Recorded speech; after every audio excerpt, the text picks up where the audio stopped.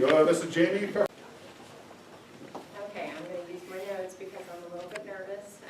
Thank you for inviting me this evening. I feel very honored to be here and be able to share some information about myself and why I've chosen to run for school board. My name is Jamie Kniper. I'm married to Christopher Kniper, and we reside in Jackson with our 3 children. My husband is a small business owner and also an active member of the Army National Guard. I'm a native to Jackson and a Jackson High School graduate. Is that Michael? We are actively involved in our children's education and their activities. I'm a board member of the Jackson Barracuda swim team, a volunteer Girl Scout troop leader, and my family volunteers with the Humane Society. I had a very positive experience as a student at Jackson. I excelled academically, I participated on numerous sports teams, and I thoroughly enjoyed my time at Jackson. As a mother of a student in the district for over 5 years, I've had the privilege of seeing firsthand the impact that our teachers have on their students, and I'm very grateful for their dedication. I support the continued success at Jackson. Now, my most important qualification is that I am a mom of 3 children in Jackson. I will be a fierce advocate for not only my children, but yours. I'm a mom with a voice, and I'm not afraid to use my voice on behalf of the children, and that is what makes me most qualified. I earned a Bachelor of Science degree in Occupational Therapy with a minor in Psychology from St. Louis University, Maryville University of St. Louis. I graduated cum laude in 2000. I then returned to Jackson to start my career in a family. I'm employed at 5 Powderly & Associates, and I provide school-based OT services to children with a variety of special needs. In my profession, I work closely with parents, teachers, and administrators to help improve the students' quality of life, their level of independence, and their achievement in the school setting. I complete continuing education courses frequently. Some of my additional training includes special education law, advocating for students' needs, and tools that struggling students can use in the classroom. Now, here's some of the reasons why I'm running for school board, and this is based on my observations from attending school board meetings consistently over the past year. I feel somewhere along the lines that the people of Jackson have lost their voice in the district. I believe the community has a right to be involved with the operation of the district, and I believe the initial design of school board meetings was intended for this to happen. This is not currently occurring in our board meetings. I hope to accomplish improved communication through simplifying the public comment procedure and making public school board meeting agendas and minutes more accessible by posting them on the school district's website. I do not believe in rubber stamping without understanding items. I have witnessed board members walk into a meeting 5 minutes before it began, pick up their packet, flip through it while the meeting is being called to order, and then motion to approve an item on the agenda without any discussion. This is not supposed to happen. I believe that our community deserves better. The purpose of the meeting is to have meaningful discussion and to have representation by informed school board members. It is my understanding that in other school districts, the board will meet on an average of twice per month and also have working sessions outside of public meetings. This is not occurring at Jackson. There is no old business and no new business items listed on the agenda. They vote to pay the bills each month without any discussion. For example, in January of 2014, the school board approved to pay $1,250,000 without a single question. Now, according to the Sunshine Law, it is illegal for school boards to have discussions outside of board meetings without posting public notice. This is not happening. When is there discussion on what these expenditures are for? That should be happening in plain view of the public that the board serves. For this reason, I would like to see the development of specific committees made up of board members, district employees, and members of the community. As a school board member, I aim to be a good steward of our taxes and keep a watchful eye over our budget. I'm concerned about how the current changes in our education system will impact the students, especially our struggling learners. Now is the time to have school board members who understand students' and parents' rights and are willing to advocate for them. Every child has a right to receive an education. Parents should be recognized as the primary team member in that child's education.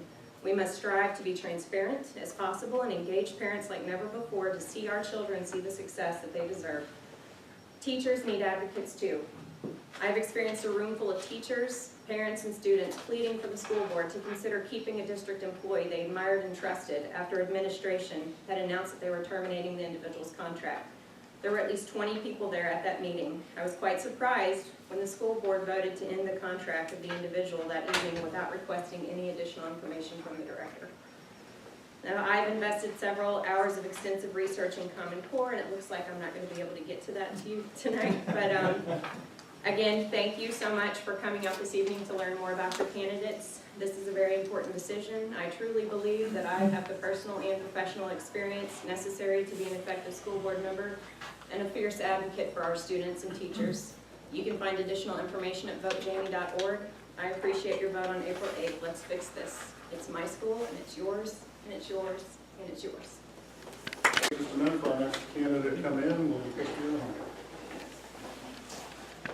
Christy, you're on.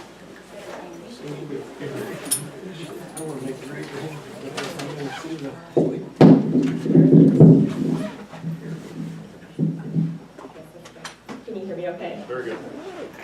My name is Christy Erhan. My husband's name is Chad, and we live in Fruitland, actually, but our boys both attend Jackson School District. I have a 6th grader, Noah, and then I have a 3rd grader, Zach. Since Noah's been in school, and just to give you a little brief background, my mother is a teacher. So I've always been inspired by teachers that, especially that meet the expectations that I have based on my mom. Because I believe she's a great teacher. She's going on with the same school currently for, did it go out? I didn't hear any echoes, so I think something happened.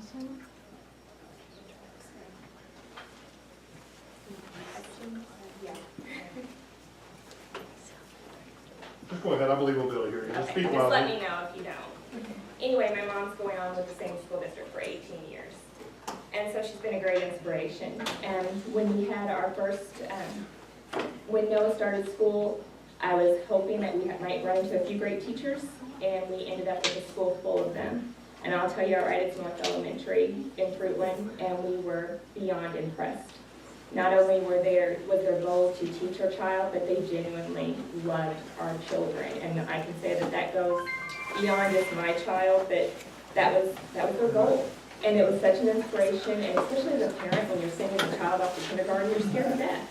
And to know that those teachers are not only wanting to teach your children, but to love them too, it's great. And to not only have a school, but to have a school family is amazing, and it's great for families.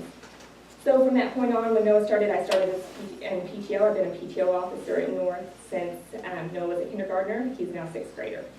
And it's been a great opportunity to learn about learn about a teaching perspective, not just being a parent from the outside, but actually being involved, knowing what they're doing, knowing what they need, knowing what they're asking for, because they do come to us, and our PTO is very well involved, and we try to participate as much as possible and communicate. That's our biggest thing, is to communicate with our parents, engage them, get them involved. Don't think because you don't have a degree in education that you can't speak on behalf of your child. No one knows your child better than you do. And that's a big thing that we push, but we know also that we have to work together. So that's something that we push for PTO, but then also that's something that I'm very proud of as a parent. With that said, my profession is architecture. So as an architect, I'm a registered architect and I work in Sykeston. And as an architect, a lot of our clients are schools. So I've become very familiar with working with administrators, working with teachers, knowing what not necessarily they need as just a teaching perspective on a personal level, but also as a function of how classrooms work and things of that sort. So it's also given me a totally different dynamic to understand the school.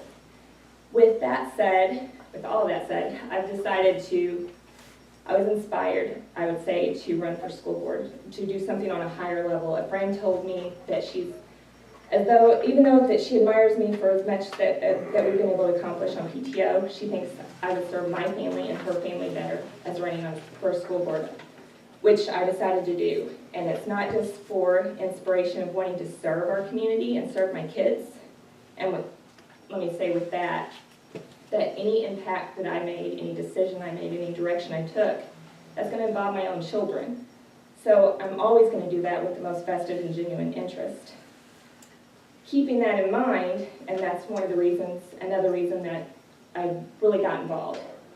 3 years ago, I started studying standard-based reporting and grading because my oldest son was coming home upset and not feeling like he was being challenged. I was seeing something from a different perspective, from the perspective of a child that sat as a 3rd grader and rewrote the curriculum so he could be involved and be challenged because he was too smart for his class, is what he thought.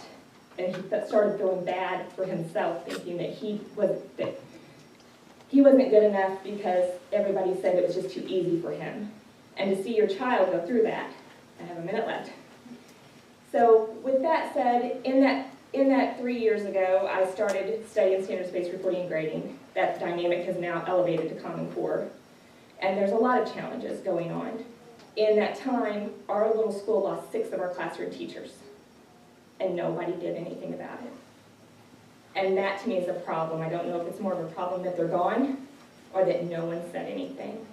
And as a parent, I've decided that I can either be a passionate parent, or I can be with a voice, or I can be a passionate parent with a vote. And I don't want to lose any more teachers. I don't want to lose any more families. I've sat with when my 8-year-old is sitting praying at night to protect his teachers, there's something wrong. And I'm not saying that justification is that someone on a board has done something wrong, but there's a communication that has been disconnected somewhere. And we need to connect with our parents and our teachers. And before we face any challenge as a school, we need to do it with communication. Thank you. Brad Malone. Did I say that right? Yes, Okay. close enough. I answered anything. Good evening, my name is Brad Noel. I live in Jackson. I lived there since 1996. I have 2 children in the district, one in 3rd grade, one in 7th grade. My wife taught in the district for 9 years. My reasons for running are, I believe that we need to first get back to where we listen to our teachers and our parents. Those 2 groups have the most up-to-date information on what we're doing and if it's working or not. We also have to get spelling back in our classrooms. The method that we're using right now is not serving our children well at all. We have to lead by example, and by that I mean we have a bullying problem in the district, both on students and from adults. We can't accomplish anything if we're mandating to our employees to do something. We have to work together from top to bottom to get everything going and get it going in the right direction. We're going to have a wonderful opportunity within the next couple of years to diminish our class size. We're building a new school. We're going to be able to redraw district boundaries. We're going to be able to get fewer kids in a classroom, get that teacher the opportunity to have more one-on-one time with the students who need it. I also feel very strongly, we have in the last several years had numerous families and teachers leave our district for one reason or another. We have to reach out to those families and those teachers, and we have to figure out why they left. Not everybody left for the same reason. And we've got to find out what they had an issue with, what caused them to leave, and we've got to fix that. We've got to fix that so that we can either get them back in our district or prevent that from happening again. The more and more we lose, it doesn't do us any good.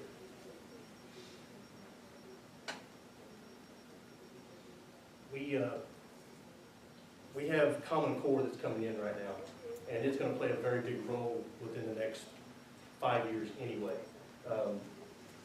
We have to be very proactive with Common Core. I do not approve of Common Core. I don't support it in any way, and it's not specifically because of the standards, it's because of all the extras that are attached to it. It's going to change the way our children think, and in turn change the way our country runs. Yeah. We have to keep a very close eye on what's coming into our district and what's being taught, no matter who is in that leadership role.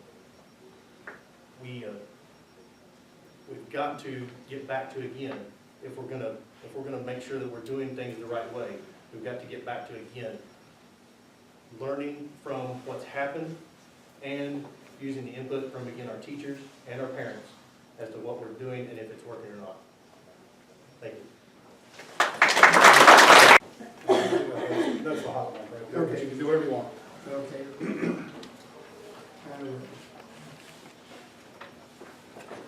Well, anyway, who I am, I'm Wayne Lewis. I've been on the school board in Jackson since 1987.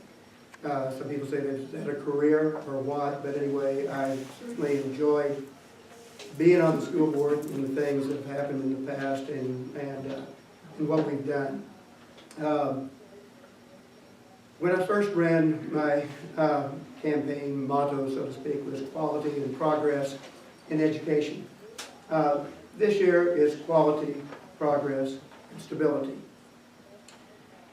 I have been in Jackson for 47 years. I practiced dentistry for coming close to 50 years right now. And I can my wife Linda is here, have 5 children. We have 10 grandchildren. And all 5 of the children went through Jackson High School, Jackson School District. I've had 1 grandson go through, 2 will graduate next year, and I have a little 3-year-old granddaughter who will be getting started on the adventure coming up pretty soon. So I've had an interest with the people and with the kids especially, but more importantly, I was in the Navy right after dental school and was stationed out in Guantanamo Bay, Cuba. And Ryan and all of you all, I appreciate what you do with prayer and what you do with the Pledge of Allegiance, etc. And I think I know that's where it all comes from. And I want to say one thing that may make me, I don't know, a little vulnerable. I don't think so in this particular group here. But of all the decisions that I continue to make, and if they're right, I've heard the still small voice. I want to tell you that from my standpoint, anything that I say, if I listen to him and it's right, it's coming from him. But I've made dumb mistakes, and I can tell you they came from me when I listened to that little small self. Beginning in 1987, just to say that there are a lot of things that have happened since that particular time. And luckily I was able to get involved with the Missouri School Board Association, got on their regional president, got on the executive board for the MSBA, and had the opportunity to be able to work with everything from the Commissioner of Education, legislators, etc., on the Outstanding Schools Act. And a lot of people have a lot of questions about where some of the standards are going right now and things along this line. Corporations and businesses basically drive a lot of what we do from that standpoint for accountability. When we were working on that, we had a lot of complaints from people saying we can't do this or that in the meeting for the school board members. And they said it's very important to know that we are being driven. The workforce coming out right now can't do decimals, can't do rulers, etc. And I know a lot of that hopefully doesn't relate as much in these areas, inner city schools where we're having problems, but they wanted accountability. So overall, that's where everything is going, trying to continue to improve. We hear the word Common Core. And I'd like to sometimes even say common goals. Sometimes I need to read it just a little bit, but I believe personally in the Missouri Learning Standards that they're another piece of helping students achieve their best. When we started vertical teaming about 16, 17 years ago. And we were seeing that in many different grades that the kids were having a problem. Sometimes we didn't know what they were supposed to be learning in 6th grade, and they missed a lot of things. So we started having collaboration, bringing people together, and it really helped out from that particular standpoint. And that's where the standards are coming from, is continually trying to improve.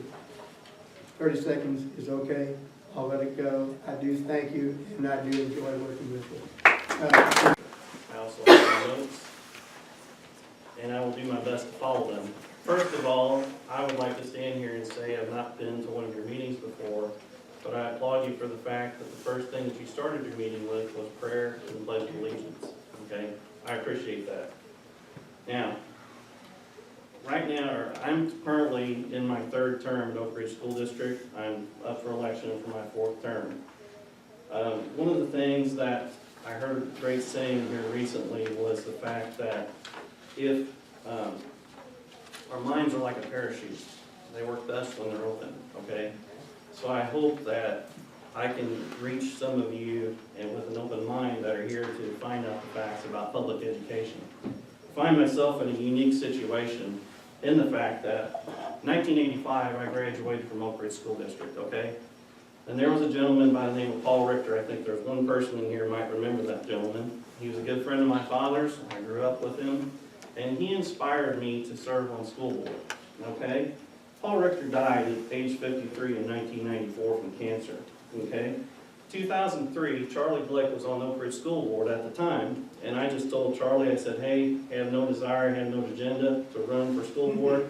If you ever need somebody, I'm willing to serve, okay? That's how I got here. 2005, I got a Charlie Glick, okay, mind you, if some of you may know him.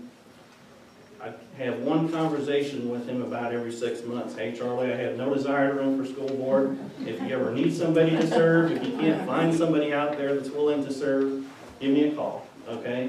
So I get a call about on a Friday, and school board election sign up for next Tuesday. And the conversation goes like this. Hey, Tom, this is Charlie Glick. I need you to be up at Oak Ridge next Tuesday to sign up for school board. Thank you, goodbye. Okay? That's exactly, honest to God, how it went. There were 9 people running that year. And so I basically got up in front of the group and I talked, and I can't tell you what I said, but I'm up for a 4th term. I'm going to have to hurry if I'm going to get through all this, I can tell. Here are just a few examples of things that I feel are important to the school board. Okay, and one other thing I need to touch on real quick is the fact that in 2007 I went to work for Jackson School District as the Director of Technology. Okay, so I have a unique situation. I work for Jackson School District and I sit on the board at Oak Ridge. Okay, so it gives me an interesting perspective on doing my job but also serving on the school board. One of the most important things that I think for an effective school board is to have a school board that is united, working together. Number 2, gather factual information before passing judgment on tough decisions. That's always been my number 1 thought. As a board, we can disagree about our views, and I was told this whenever I first got on the board by the board president. We can agree to disagree, but when we go out of here, let's go out of here on a united front in what we set out or what the group decided. I want to jump on down to Common Core, okay, and I know that's going to get a lot of people's attention. I want to remind you, Common Core, does anybody raise a hand of anybody that remembers No Child Left Behind during the Bush administration? Anybody remember that? Okay, I do. I was a part of that. And what that was an initiative to educate children, okay, and achieve, or get them to achieve, or try to achieve 100%. Okay, those of us in education know that it is not possible for some children to achieve 100%. However, we should challenge them to do their very best, okay? Common Core basically is just the next phase of No Child Left Behind, okay? When the Bush administration went out, guess what? Obama administration, we're going to call it Common Core, okay? It's basically changing up kind of the way some of the philosophies and some of the thoughts and things that we're being told that we have to do, okay? Now, Missouri's adoption of Common Core is called the Missouri Learning Standards. Now, I'd like for you guys to write this down.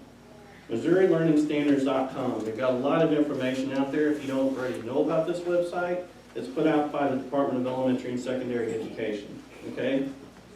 Professional development. That's something that teachers do to gain ongoing training. Teachers will do pretty much anything you ask them to do. They just want guidance and direction. 1% of the funding formula is spent on professional development. Social media. Twitter, topics, Facebook, speak out.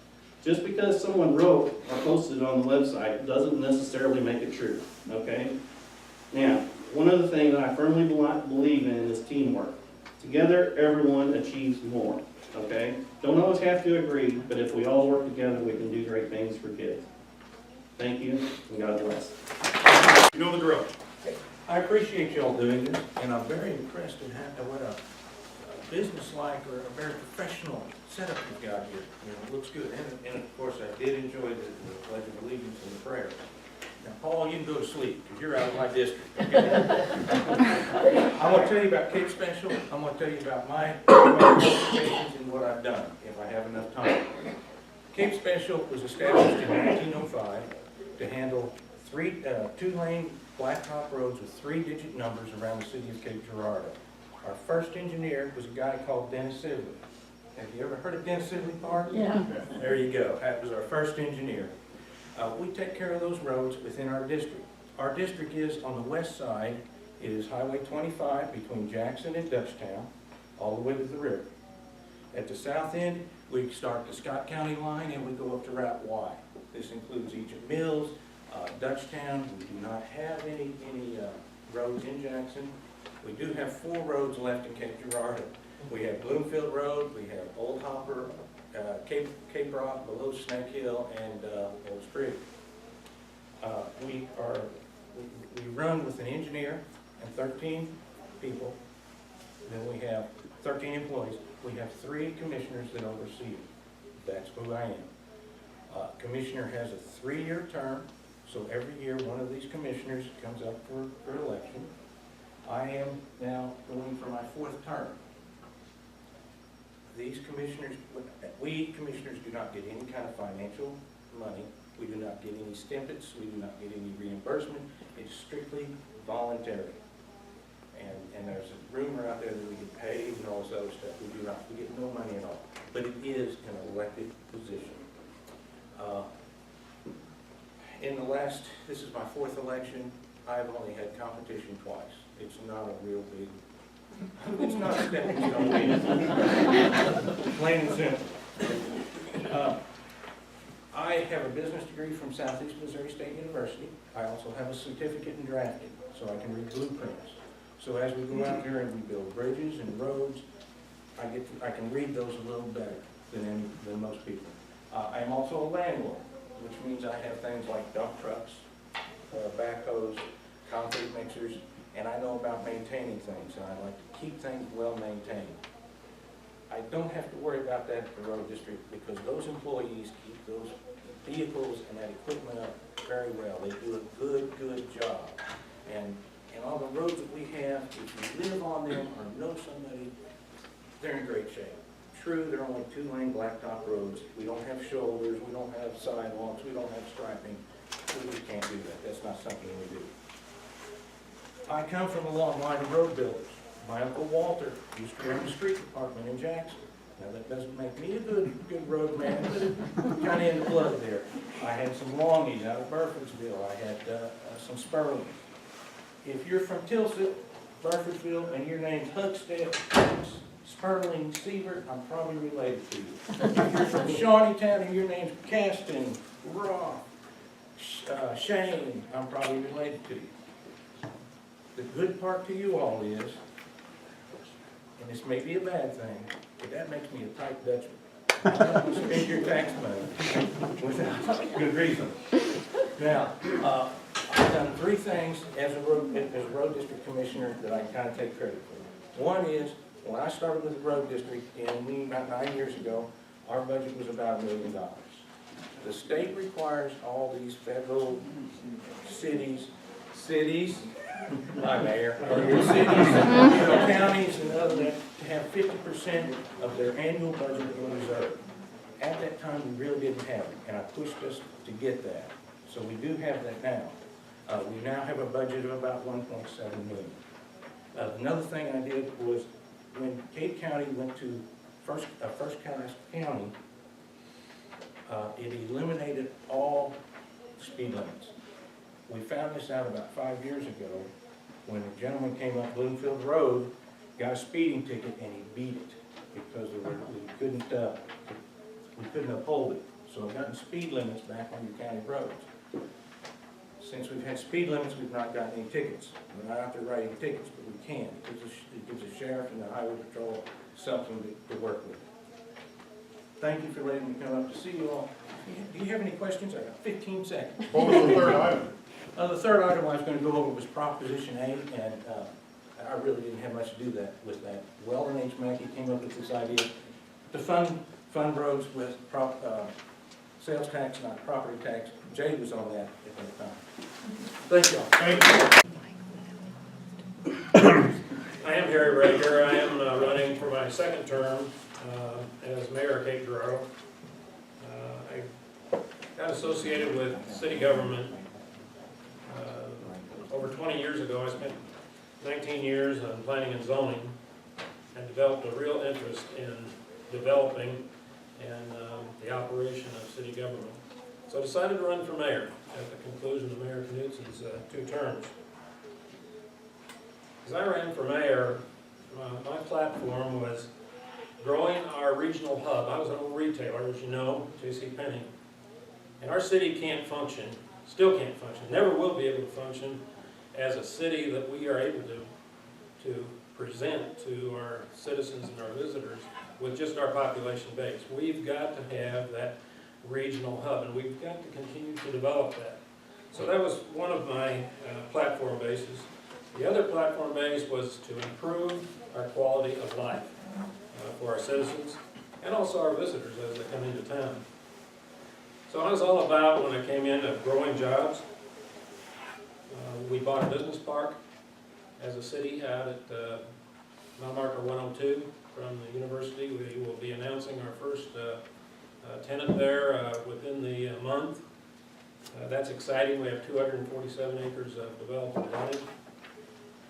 We've expanded our retail base both in the Midtown area, along the West End with Academy, with Menard, and also in the Old Town Cape area as that continues to redevelop and grow. We've also expanded our manufacturing base, mostly in this last 4 years with expansions of locals. We haven't had a lot of new coming in, but by far more than the jobs created are created from within, from existing businesses. So we're concentrating a lot on that through Magnet and our economic development product. Very interested in continuing, and decided to run again for mayor because we've got a lot of exciting things going on. We've got a lot of prospects running in the mill. We've got a lot of internal things that we have to solve within the city within the next 4 to 5 years. And I'm real interested in being sure that I'm participating in that as a citizen. I like to give back. The city has given so much to my wife Fran and I through our 37, 38 years of living in Cape Girardeau. Quality of life while we're looking. We worked real hard in the last 4 or 5 years on condemnation. Believe it or not, we have taken down over 100 houses and buildings over the last 4 years. Granted, about 70 of those was in the north area where Isle came in, and we made that a very productive, job-producing, tax-producing area for our city. But all around the city, we've been very progressive in condemnation. You've seen the Plaza Galleria come down. That's been sold. That will be productive and tax-producing for us in the near future. The fire at the shop building at Mount Auburn and Kings Highway has been taken down. One of the most prime articles of real estate in our town now, and I expect it to become productive in the near future. We have an exciting and a lot going on downtown. I would invite you to participate as we're going through with the art show, the Sculpture Art Show that's coming in April. We're working on an April clean sweep for our city. We've been through a horrible winter. So both our city staff and all of our citizens are encouraging April to be a Clean Up Cape month. And our Parks Master Plan, I can't go through it all now, but there's so many good things going on within our Parks Department. We have 2 very key renewal tax issues coming up that are critical for the continued growth of our city and the quality of life of our city, and that's the fire tax. It's going to be in this year in 2014, our Transportation Trust Fund 5, which will be coming in 2015. We've done over $80 million worth of street improvements through TTF with the support of our citizens. So I'm excited about the next 4 years, and that's a few of the reasons why I have decided to run for my second term of 4 years. So thank you for listening. Any of you guys from Cape? Yes? Are any of you from Ward 1? Excellent. I'll talk to you then. I am from Cape Girardeau. I was not born here, but was moved here shortly thereafter. I'm a graduate of Cape Central High School. I left for the Navy for about 7 years, had a great time, but one of the things that allowed me to pay attention to, that it will impact you guys, hopefully, when I'm elected, is I had the opportunity to live all over the country. I still enjoy traveling all over the country, and sadly all over the world as well. I've been to most of the globe. But when I did get married, and my wife and I discussed, where are we going to live after you do get out? Because I knew that being a sailor wasn't the best choice if I was going to be a productive husband. We decided that Cape Girardeau was the place that I needed to come back to. I felt that Cape had exactly what I needed to raise a family that I was proud of. My wife is from Cape Girardeau. She attended Southeast Missouri State University. My father was a professor there. After I got out of the Navy, I did go back to school at Southeast while working, and my degree's in economics. What keeps me busy, my interest, is my business. I'm involved in the real estate industry. And what got me involved in local politics, or I should say local government, politics tends to disgust me to some extent. But what got me involved in local government was when the city felt that it was necessary for them to become involved in the rental program, the landlording business. And I was very pleased to see that in a town or a city of Cape size, active participants from the community can engage their city staff and their city leaders and be productive. Our city was able to look at the problem and listen to the constituents and see what could be done to make that industry a better industry. And although I would prefer to be completely self-governed and not regulated whatsoever, I was very proud to see my city leaders stand up and say, let's start to take an approach to correct the behaviors of those that sadly are not willing to govern themselves. And as you guys know, there are a few of those people out there. I'm sure that it's not you guys, but that got me interested in my local government. And I feel that being someone who has benefited from this community and intends to stay here, it's necessary for me to be involved in what's going on in the city. I'd like to be involved for a long time, but the city council is somewhat underappreciated, you could say. The job, as I understand it, comes with a lot of complaining from the constituents to the council who don't necessarily appreciate what's going on.